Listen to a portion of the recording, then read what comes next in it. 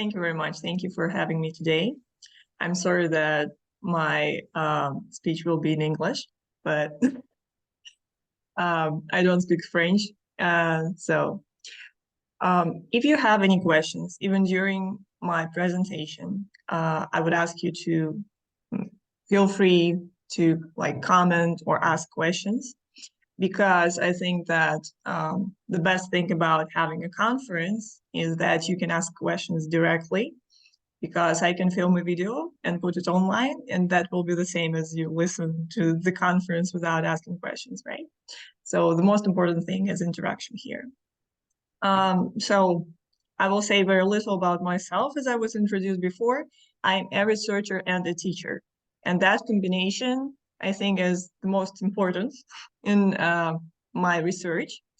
And because I understand that some things about research may not be that familiar or maybe not that easy to understand, I ask you to feel free to ask any questions, even if you think that they are very, very simple. Okay? So we'll start from the very beginning. I will share my screen. So here we go. Yeah. Just a second.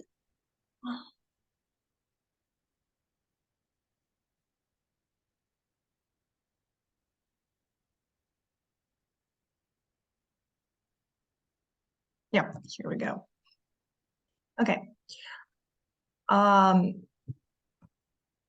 So the first thing I want to ask is, how do you think, what is the difference between linguistic competence and communicative competence? So you can unmute yourself and answer the question.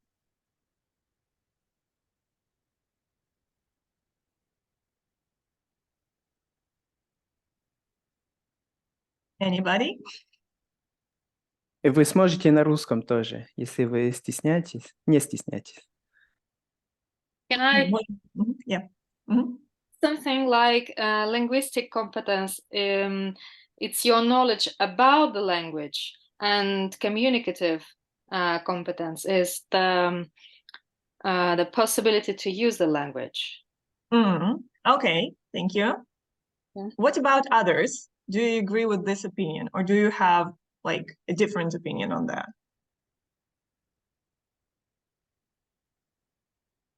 Raise your hand if you agree. I mean, raise your hand. There is I guess there is this function in Zoom, right?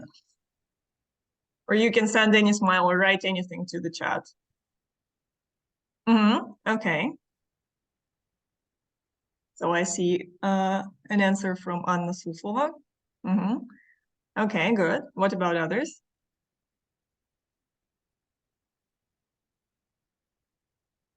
Okay.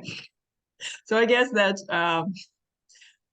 we will believe that everybody is on the same page about that. But actually, as I was using the term that was coined by Delheims, there is a little bit different definition of linguistic and communicative competence, which may be a little bit of a surprise. But the thing is that linguistic competence has to do with phonetics, morphology, grammar, so the stuff about the language itself, the technical knowledge of language.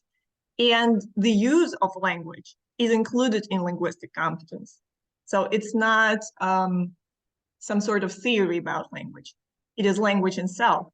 But communicative competence also includes the things related to social psychology, sociology, ethnography, etc.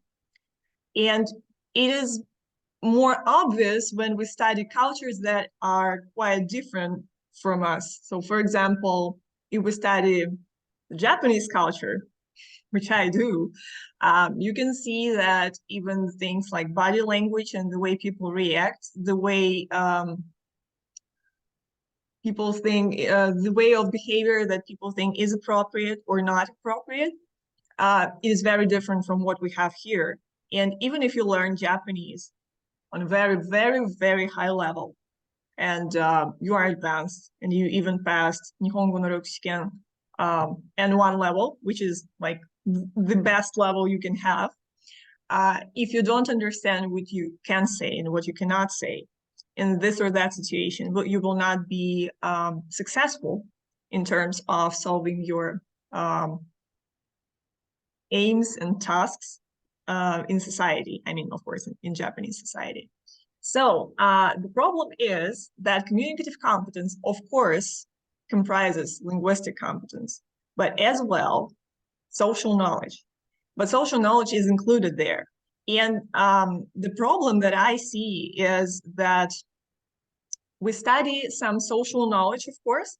We study, I guess it is usually called culture.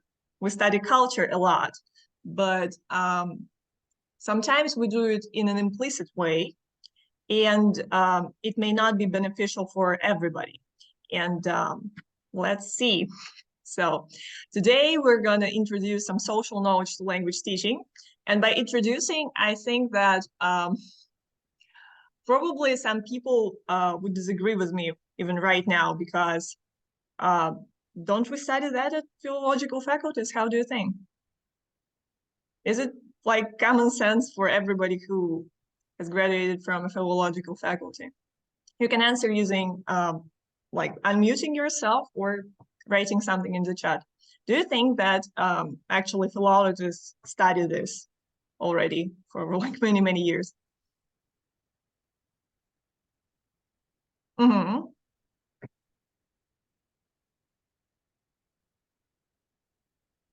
Mm-hmm. So I see an answer from Tatiana.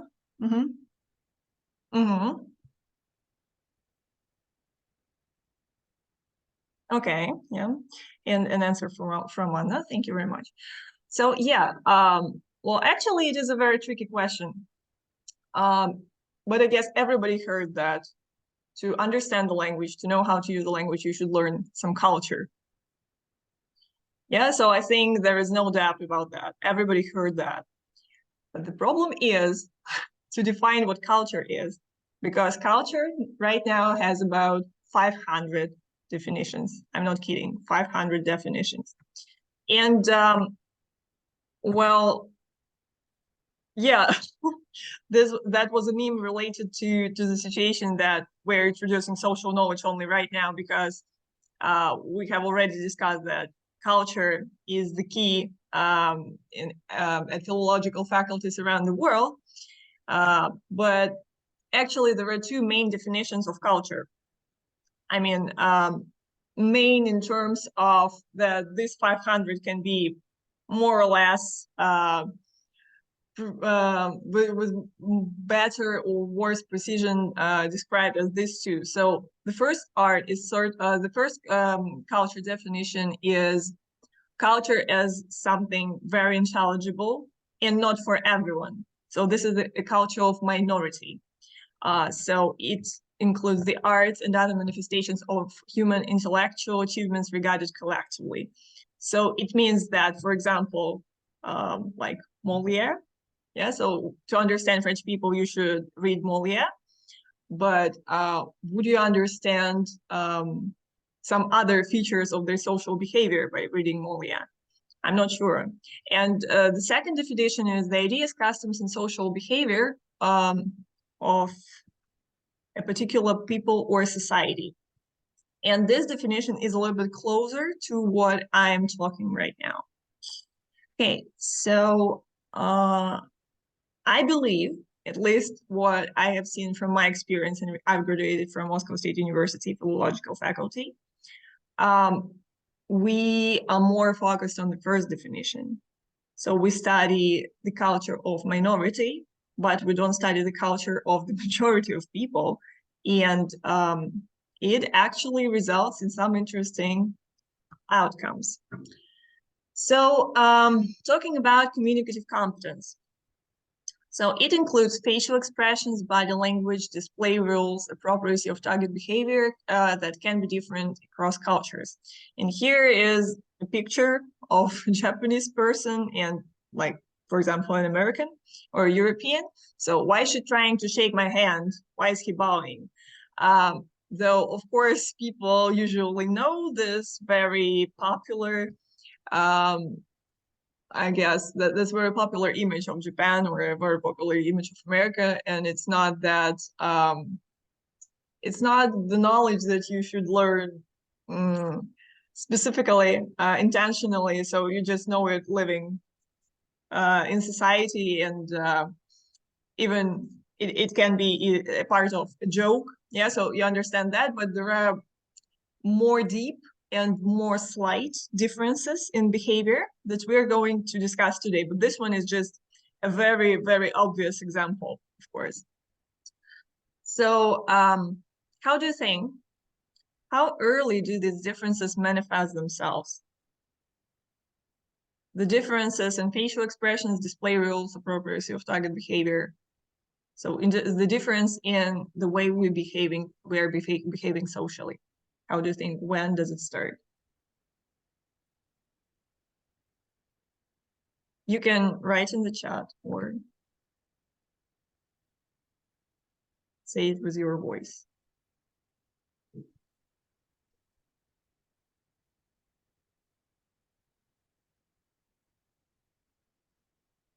Mm-hmm. Okay, since you're born.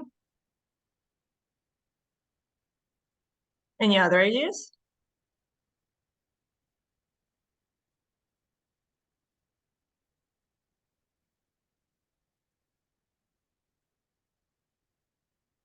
Actually, that was quite accurate.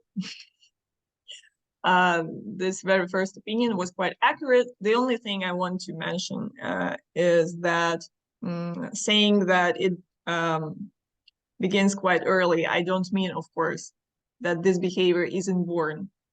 Врожденное. It is not. It is not an inborn type of behavior, but it is something that we grasp at a very early age. And let's see some experiments that are related to it. There is a very interesting experiment, not even experiment, because there was like a lot of revision of the works that were before that, but a very interesting work by Clancy. Japanese mothers and American mothers were the subjects of the experiment, and it was seen that Japanese mothers, when calming their babies, tried to use fewer words than the American mothers. It means that, of course, Japanese mothers do care about their kids, but they do it in a very different way. So they try to do everything that they feel all right without using words. And American mothers were trying to say a lot of things to their children all of the time, like, sweetie, I love you, yeah, good morning. So this type of behavior, so they were trying to speak more. And the interesting thing is that starting from that early age, of course, this difference in speaking more, speaking less, is quite seen when we are talking about adults. So I will read out the quote below. The Japanese apparently do talk less than Americans. Bartlett found that a large sample of Japanese and American students characterize the Japanese as silent much more frequently than Americans, who were seen as talkative. Doi notes that upon arriving in the United States, he found that the incessant talk of Americans, even during meals, made them sound hypermanic. So that's a very interesting thing that begins from a very early age. And the next interesting experiment was done by Chensova-Dutton. She compared the books for children in Russian and in English, I mean American English here, because British and American cultures, they are a little bit different. So we will be talking about the American culture now. So Russian books for children contain more occurrences of negative facial expressions and words referring to sadness and anger than the American ones. And that's interesting because I think one question can arise after that fact. How do you think, do Americans generally more happy than Russians? Are Russians more angry or sad? So how do you think? what sort of conclusion we can draw from that?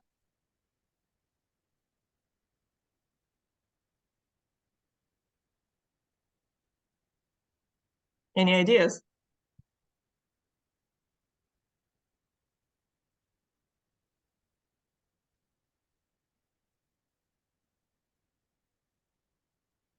No idea. Okay. Okay. Okay, good. There is a very interesting experiment that I'm going to talk about next, that may shed a little bit, shed some sort of light on this question, because if we show an emotion, do we really feel it? That's a very complicated question indeed. And there was a study to find out, do people experience depression in the same way? And it was conducted in America with people from different cultures, because as you know, there are many cultures in America, people from even different races, people from different people that came to America from different countries, and they preserved their culture in this or that way, so to a certain degree. And interestingly, while people that were depressed, I mean, they were having clinical depression. It is not a situation where a person is sad. Yeah, you should understand this difference.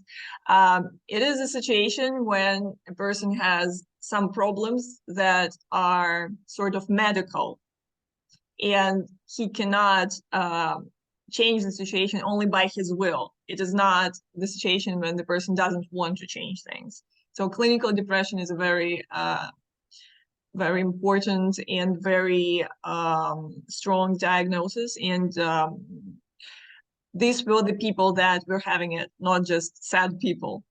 And interestingly, these people were having the same symptoms in terms of emotional reactivity, meaning that, for example, they were crying a lot when they were when they were watching movies that had some sad moments, but they were trying to not show it with their facial expressions, depending on the culture. So the way that they were showing the emotion to other people differed upon the culture. And that is very interesting, because inside they had the same symptoms.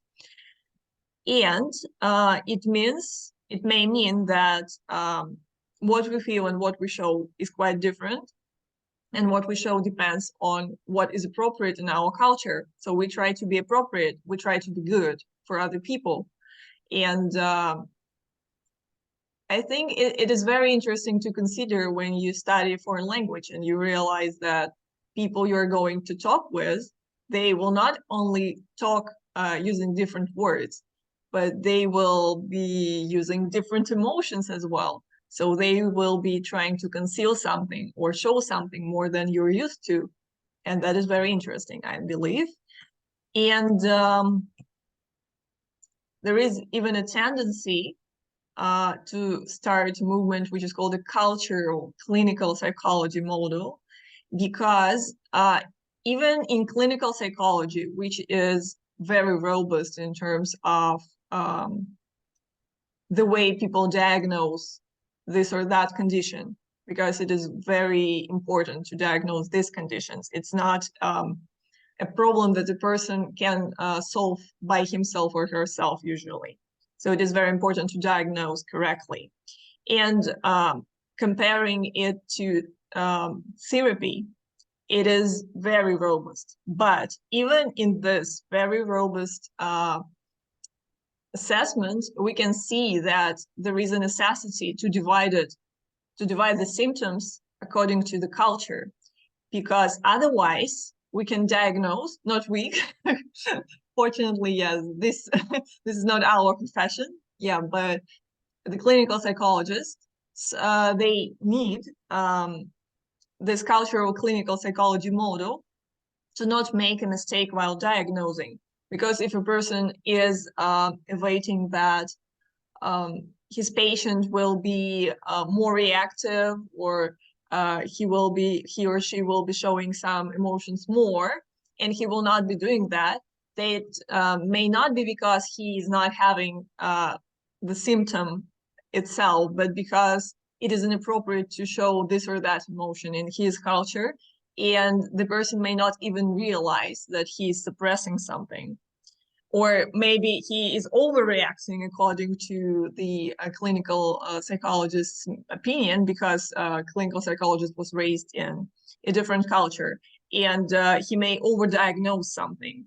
So it is very important, and I think it is very interesting to understand that we are not only different in the terms of that we use different grammar and we use different words and our pronunciation is different, but we are different in the things that sometimes are so subtle and so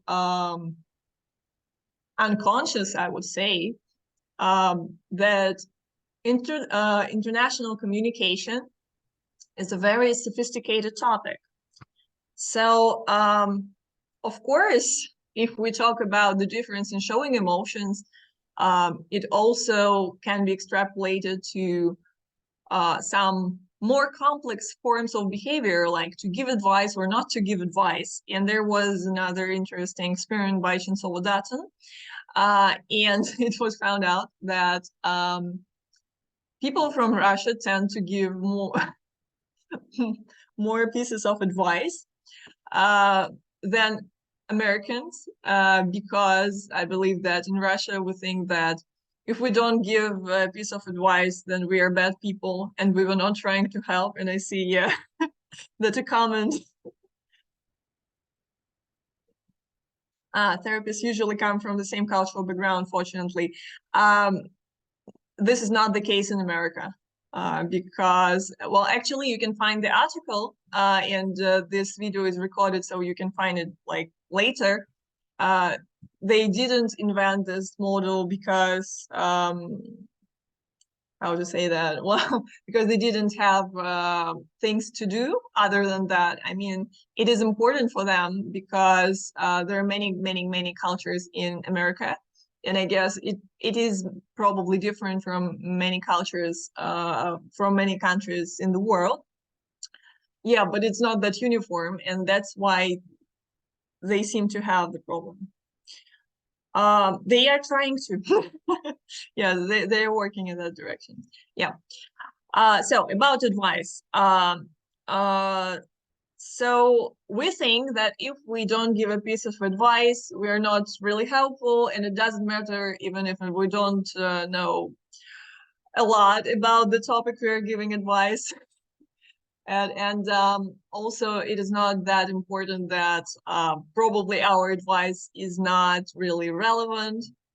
We just feel that we feel the urge to say something, but it may be different in some other cultures, and it is different in America. So, and I guess it is even more noticeable in Japan, because it is almost offensive to give an advice like that, to give a piece of advice that was not asked. And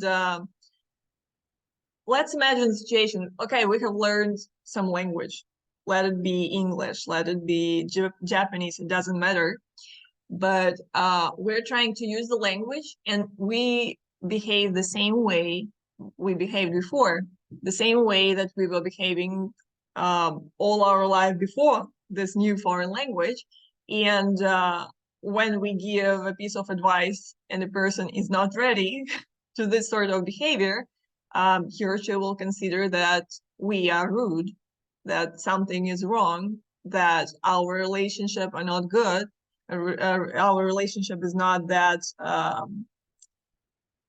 yeah, it's not that good. So it is a very important thing to consider. And I guess that it is not that easy for students to understand all of these things if they are not explained. I mean, of course, we give authentic material, and we give them the opportunities to talk to native speakers. But is it that easy from a psychological level, from a level of this sort of analysis to grasp this feature simultaneously to make very good and to gain a very good result in that. So let's see.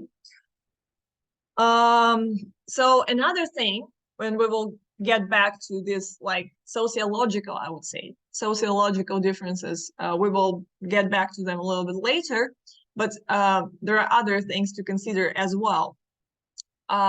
Social interaction difficulties. So here is a meme saying like, oh, it's nice weather, thanks. Yeah, so the answer thanks is irrelevant here, right? It sounds strange, but when a person feels stressed and he feels an urge to say something, there may be the situation when a person starts to saying things without thinking, and it sounds pretty awkward. And sometimes a person may think that the reason is that he or she doesn't speak the language at a very good level. So it means that his linguistic competence is low, but that may not be the case, because sometimes people are very good at different linguistic skills, but they don't know how to behave in front of the audience, for example. So imagine a situation when you have a student that has 3 friends in his life. He knows his friends from his childhood, for example, or from school. He has quite a limited number of interests, and usually when he meets his friends, he discusses the things that they were discussing for many, many years. So, for example, when you introduce this student to a class, when it is a language event, when there are many people that he doesn't know, and he doesn't know what to say in the situation, and the person may not know how to behave in the situation, and he doesn't want to speak publicly, for example. So in this situation, the person may think that, okay, I don't know this language, but indeed, if we give the opportunity to talk in his mother tongue, it may not be that beneficial, because the situation is still very different from what he's used to. And this person may feel awkward and may not know what to say, and even to make mistakes in his own mother tongue. And that's what I sometimes do.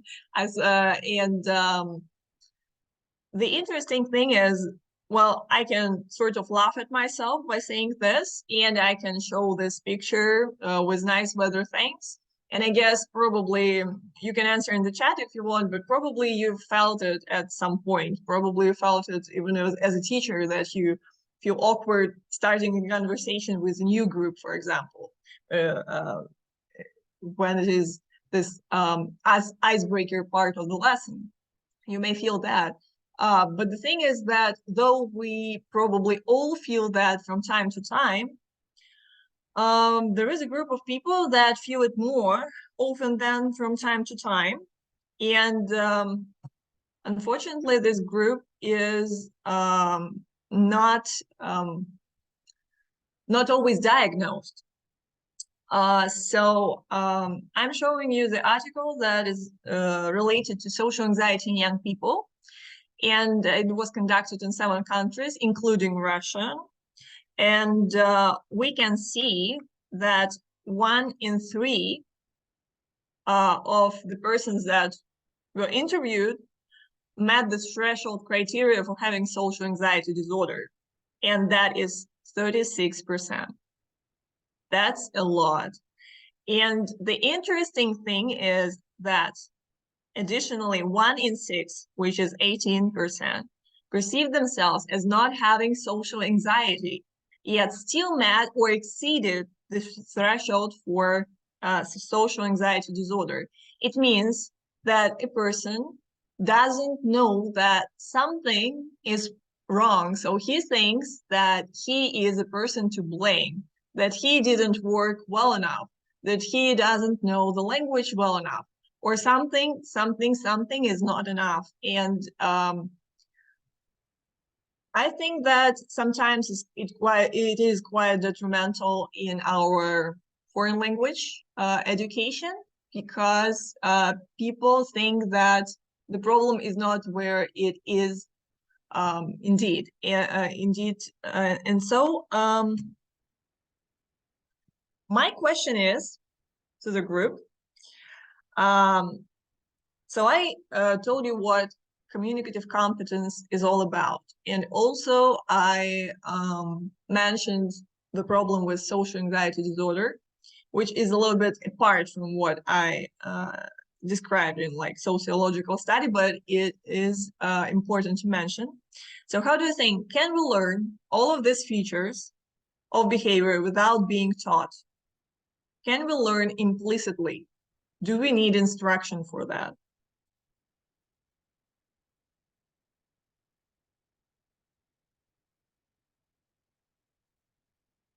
You can write in the chat or to answer yourself. It's like yes, no question. So yes, you can unmute yourself or to write.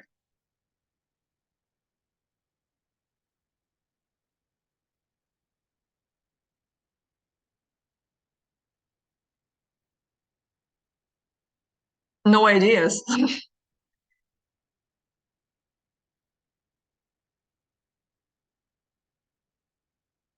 We can learn them living in the country. Okay.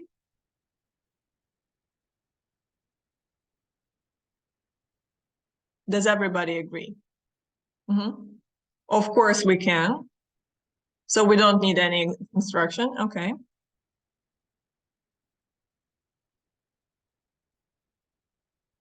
What about others?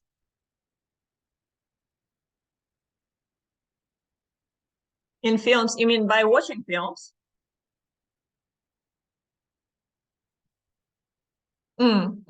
I see. Okay. Okay. And another question, how do you think all of the people, not we exactly, not us probably, but all the people, all our students can learn all of these features without being taught? There's no exclusion.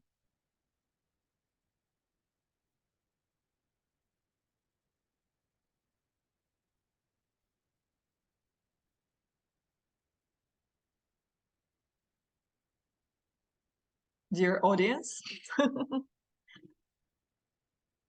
how do you think?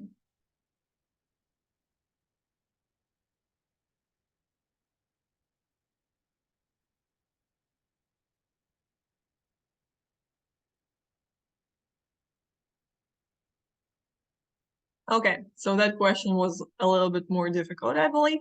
So let's continue. Okay.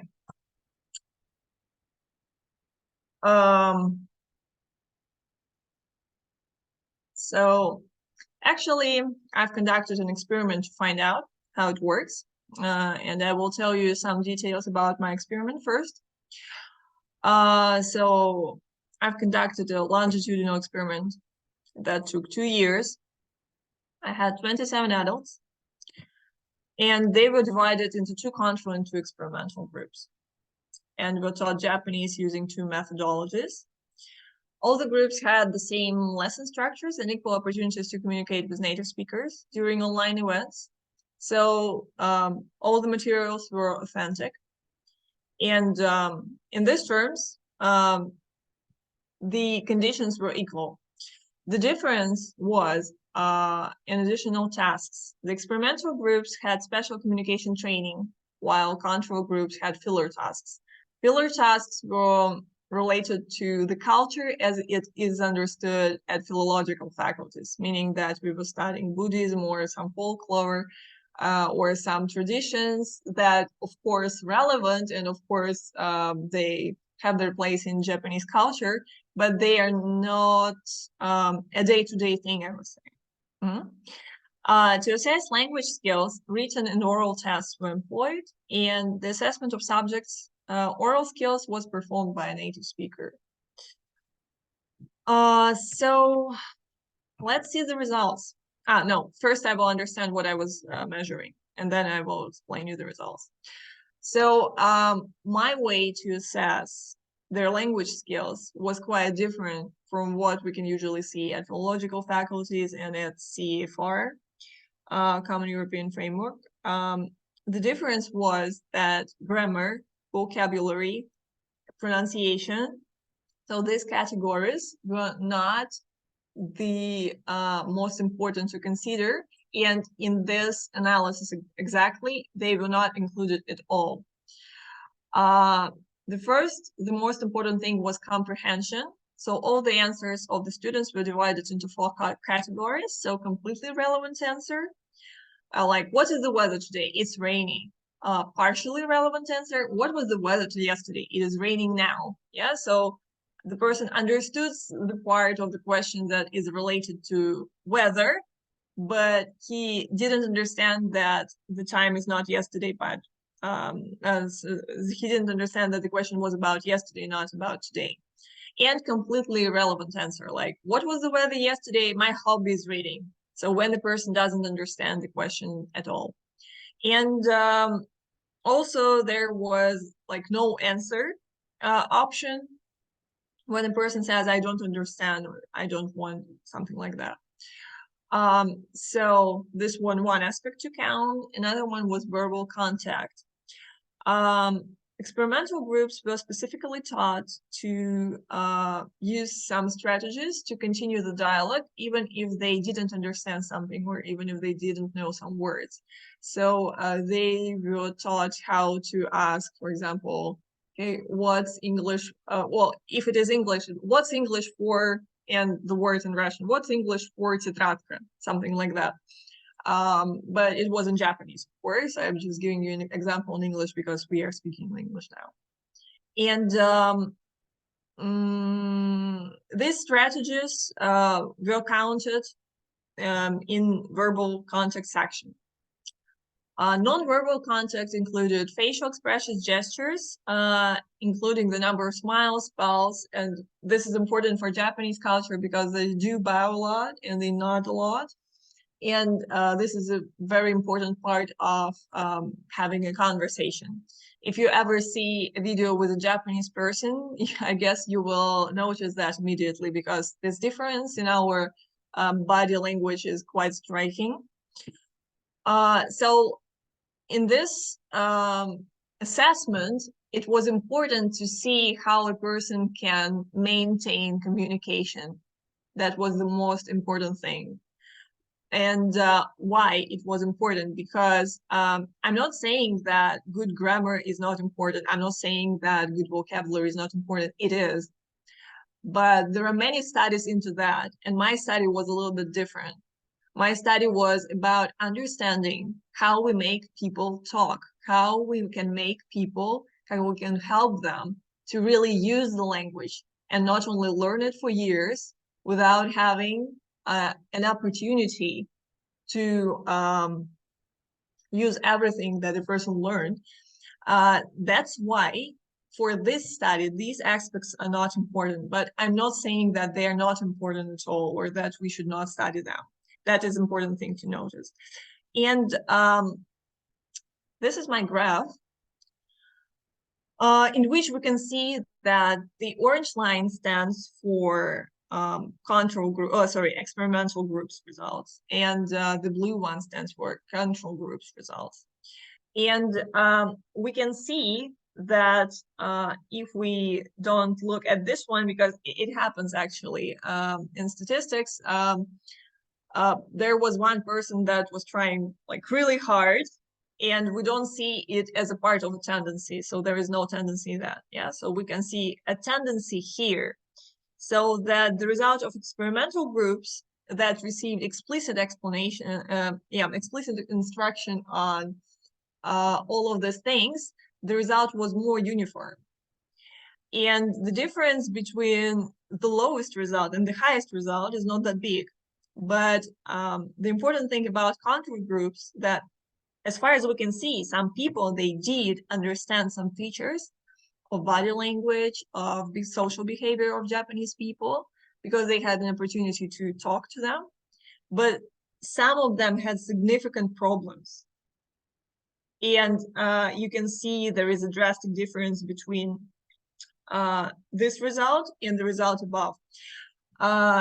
Also, the people that did grasp these details of behavior themselves, they still didn't score high enough if we compare them to experimental groups. So answering the question that I have asked you before, yes, definitely we can learn something without an instruction. And there are people that can learn even a language itself without instruction. There are geniuses, there are people with very high, I would say, well, with some sort of cognitive abilities that help them to do that.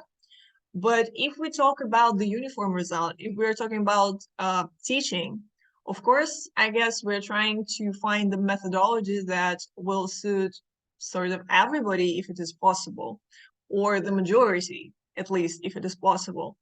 And explicit instructions seem to be beneficial in these terms. Of course, this is just one experiment, and I should spend like decades of study to find out some other features, some other problems that may be included in communication. But even now, I can see that there is a thing to consider.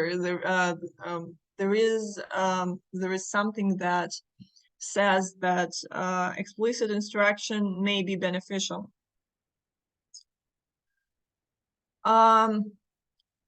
Hi, EQ. You mean emotional intelligence?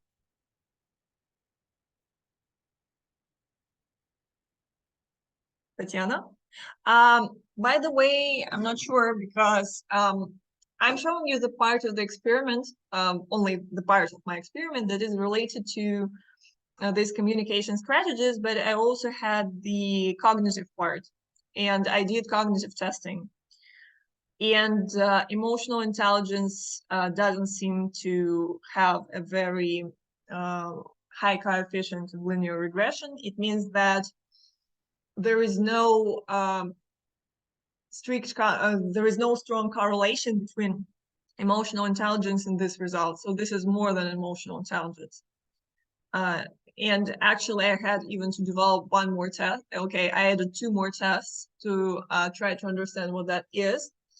And to do that, I also consulted some of psychologists, I mean, cognitive psychologists, and fortunately, very good specialists in their field. And I found out that emotions are very difficult to study, even for professional cognitive psychologists, because we cannot say what that is exactly.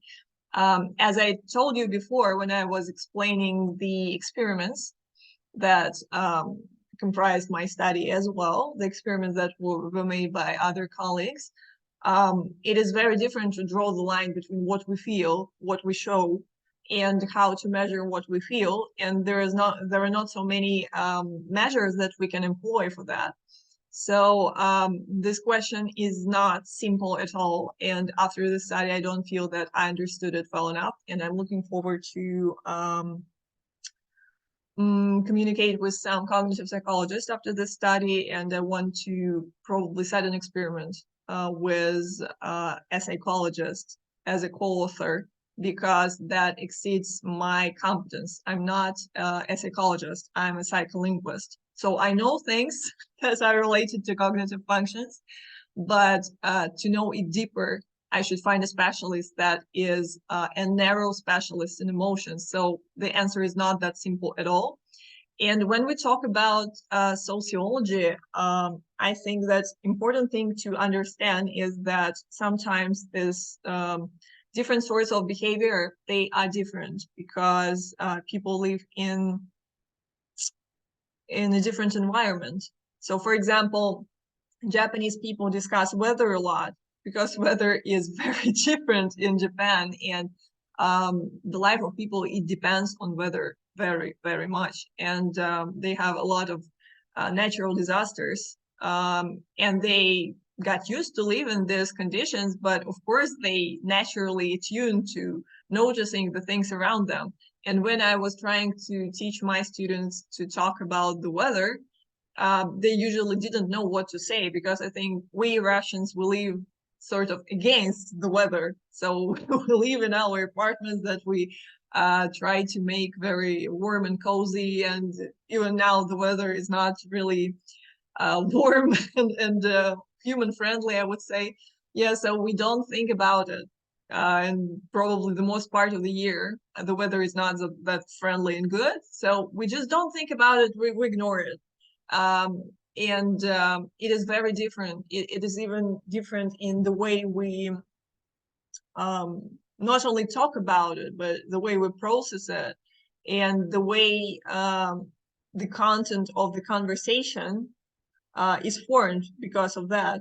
So there are many things that are different in Japanese, in the Japanese language and in the Russian language, that are not related only to different type of grammar or pronunciation or things like that, but also they just say things that are different from what we would say in this or that social situation. And sometimes you just cannot say something that you would easily say in Russian. So because it would be offensive, or it would be irrelevant, or it would be strange.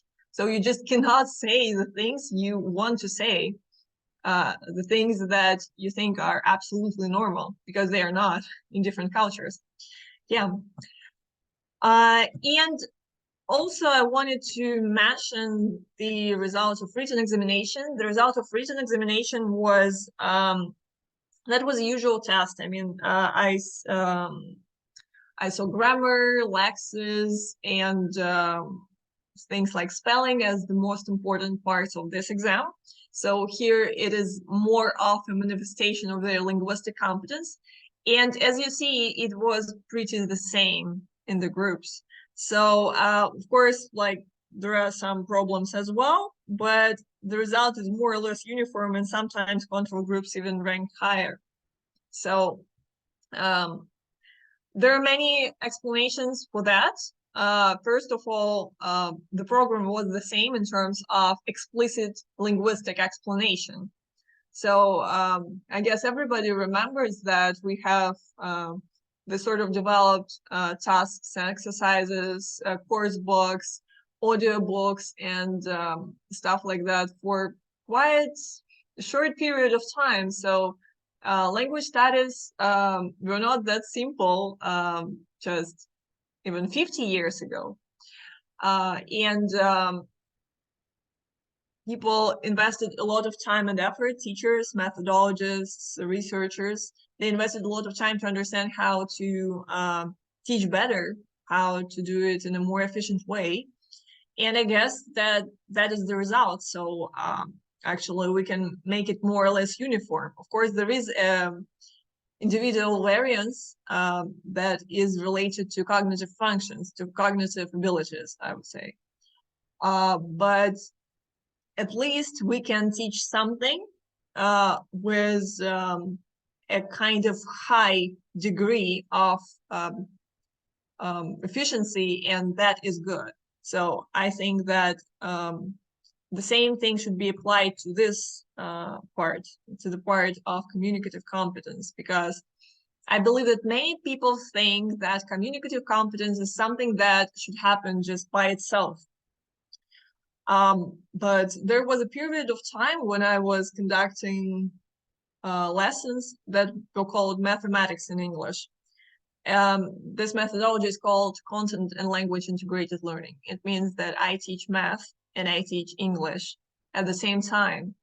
And I would say that when we try to teach communicative competence without explaining the social background behind the sociology, the social psychology aspects, and so on and so forth, it is the same if I teach people mathematics in English, but I give them terms without explaining what these terms mean.